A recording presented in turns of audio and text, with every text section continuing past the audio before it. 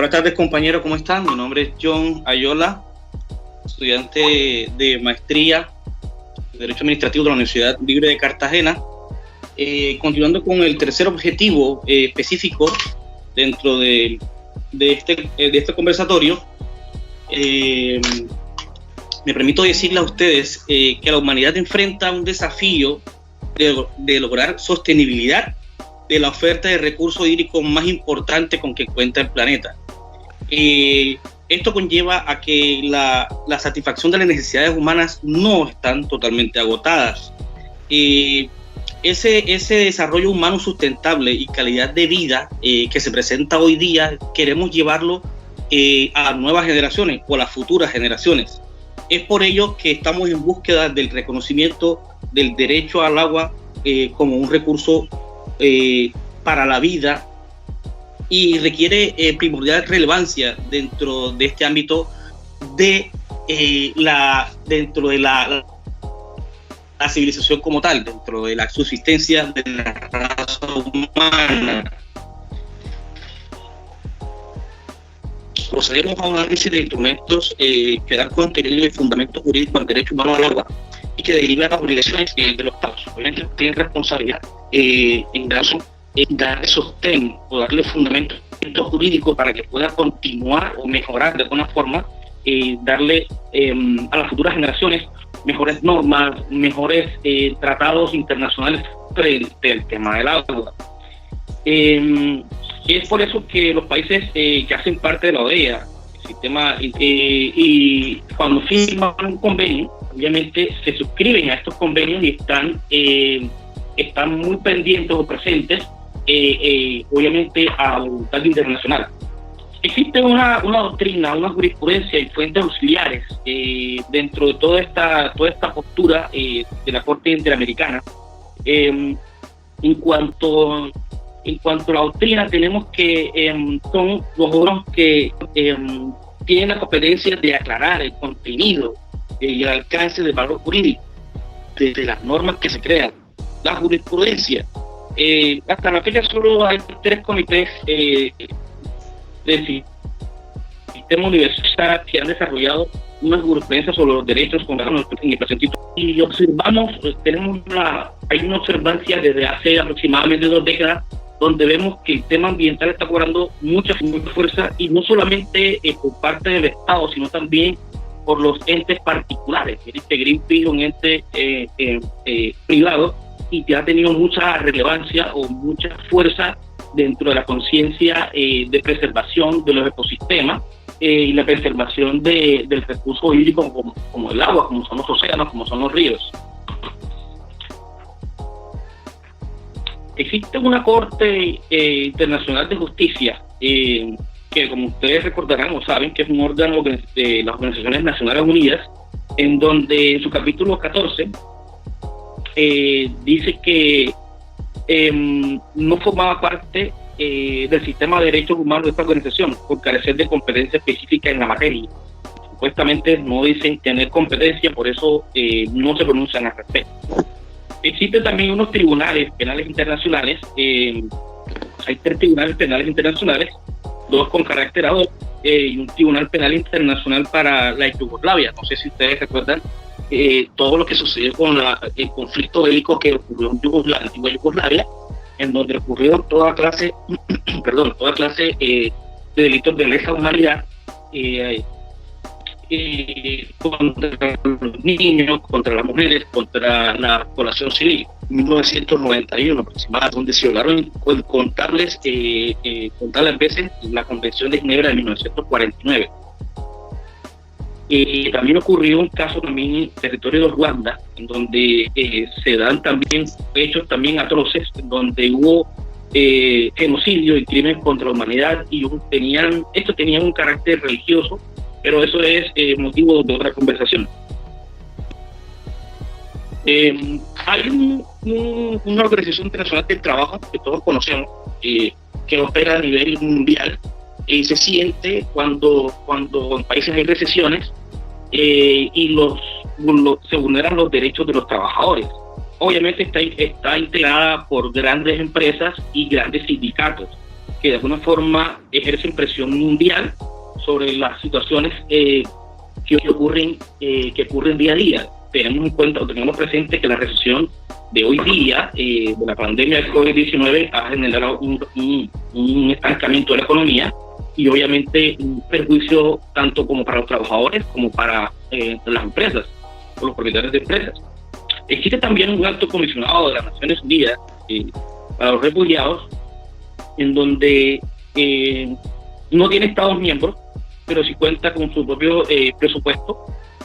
Este alto comisionado nombrado por el secretario de las Naciones Unidas.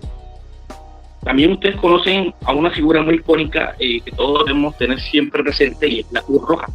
La Cruz Roja Internacional es un organismo de carácter privado que tiene una vocación humanitaria desde 1863, donde sus principales características son la independencia, neutralidad, imparcialidad de esta organización, donde sus funciones principales son ayuda a las víctimas del conflicto. Ellos no participan de ningún conflicto, de ninguna de las partes del conflicto, simplemente se mantienen a hacer una observación y a emitir de pronto conceptos en relación a lo atroz que puede ser la guerra.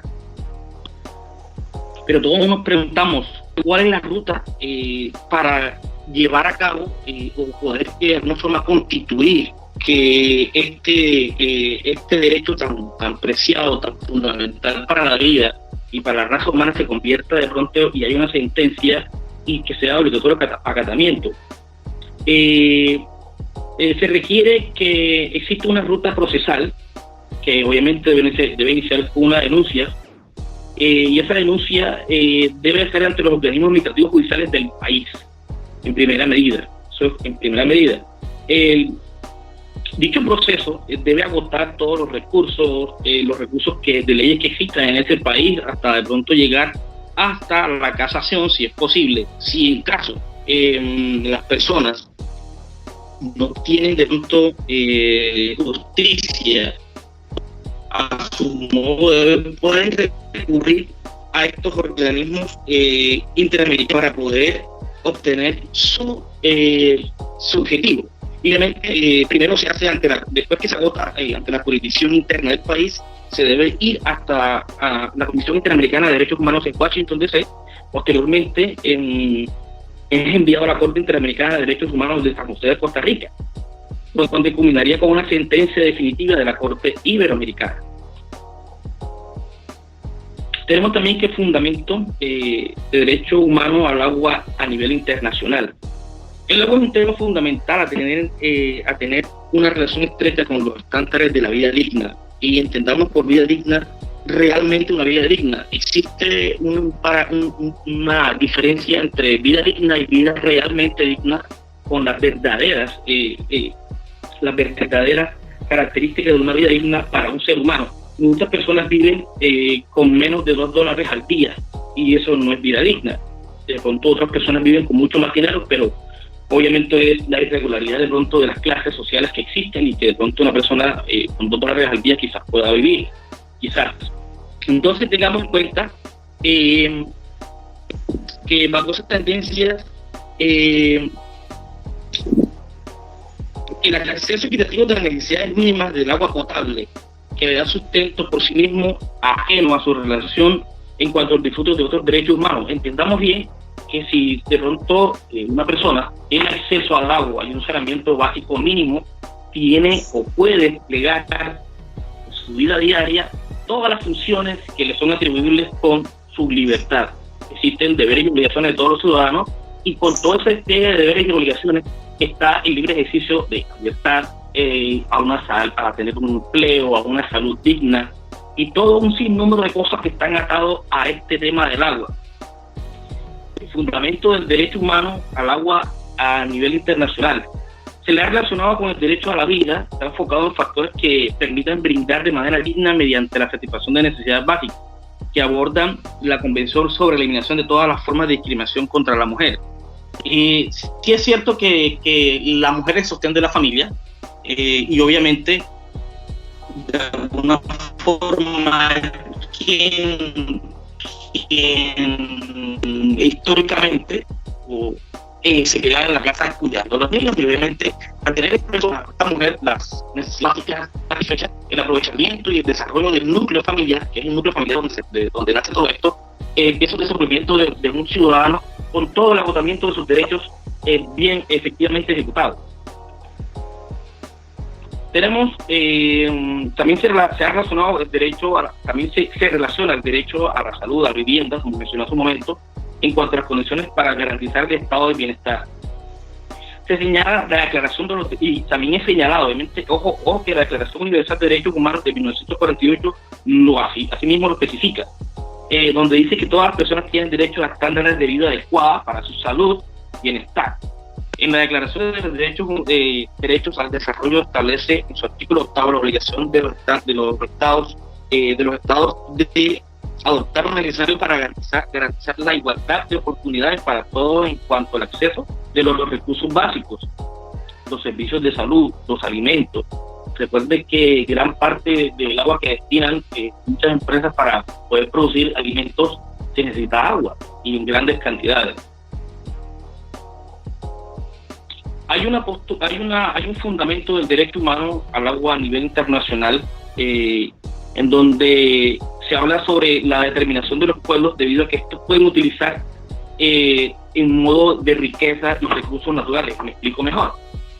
Hay pueblos que obviamente utilizan o tienen un territorio determinado y están facultados obviamente para la utilización de dichos territorios para el mejor aprovechamiento de las tierras y tierras cultivables, ganadería y en fin, ejercer todas las actividades económicas. Y más adelante le comento un caso que me llamó mucho la atención, en donde estos pueblos tienen que vivir de la tierra y obviamente la utilización del recurso del agua como medio idóneo para que las plantas crezcan, existan canales de regadío, etcétera.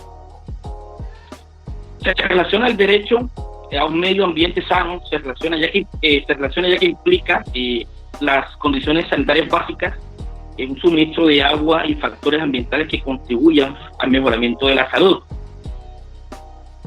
En un buen entendido, si existe agua de buena calidad para un ciudadano o las personas común y corriente, se entiende que habría vida. Entonces, yo equiparo el agua es igual a vida. Hay un caso final de los Saramacca versus Surinam, en donde me llama la atención fuertemente este caso, en donde un pueblo tribal de esa zona de Surinam coloca una petición contra el Estado de Surinam porque ellos no consideran la construcción de una represa hidroeléctrica en sus territorios y que esto afectaría el equilibrio del ecosistema, de los recursos naturales, de la fauna que crece ahí y inclusive hasta el agua.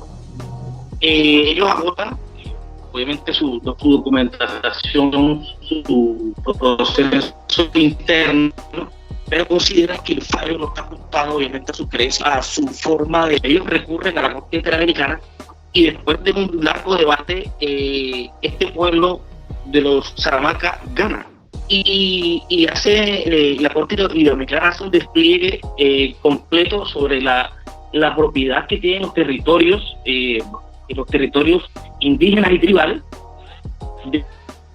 el aprovechamiento. Entonces es por esto que ese arraigo que tienen esas tribus o estas poblaciones minoritarias con la naturaleza, con el ecosistema, debemos tomarlos como modelo para implementarlos nosotros en nuestra vida diaria. Muchas gracias, John.